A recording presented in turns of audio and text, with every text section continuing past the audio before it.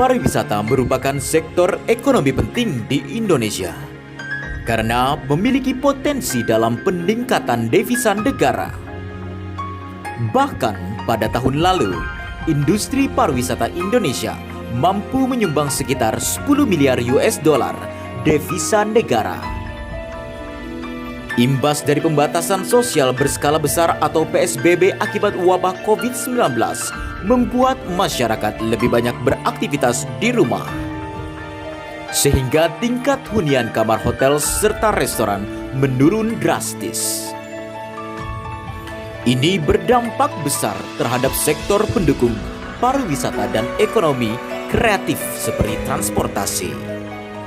Menurut data Badan Pusat Statistik atau BPS, jumlah kunjungan wisatawan mancanegara atau Wisman ke Indonesia Februari 2020 mengalami penurunan 28,85% dibanding jumlah kunjungan pada Februari 2019. Selain itu, jika dibandingkan dengan Januari 2020, jumlah kunjungan Wisman pada Februari 2020 juga mengalami penurunan yang cukup signifikan sebesar 30,42%.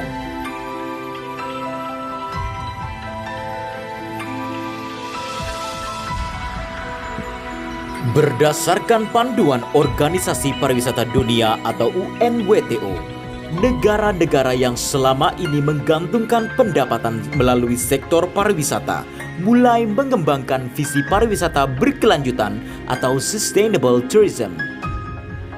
Indonesia harus berfokus kepada pasar turis lokal hingga nantinya destinasi wisata siap sepenuhnya dibuka untuk pasar yang lebih besar, yakni wisatawan mancanegara. Salah satu strategi mengembangkan destinasi wisata dengan protokoler kesehatan yang ketat, New Normal Destination. Pembangunan industri pariwisata di destinasi wisata melalui upaya menghadirkan ekosistem pariwisata 3A atau amenitas, atraksi, aksesibilitas. Peningkatan aksesibilitas dan konektivitas transportasi penting artinya untuk mendukung pariwisata. Kamis 18 Maret 2021, Presiden Joko Widodo meresmikan Bandara Toraja yang juga dikenal dengan nama setempat Bandara Buntu Kunik di Kabupaten Tanah Toraja. Kita tahu biasanya masyarakat di sini kalau lewat darat mau ke Makassar itu butuh waktu 9 jam. Jadi Pak Gubernur menyampaikan saya 9 jam. Sekarang tadi saya nyoba dengan ATR 50 menit. Artinya apa? Mobilitas orang, mobilitas barang itu akan ada kecepatan.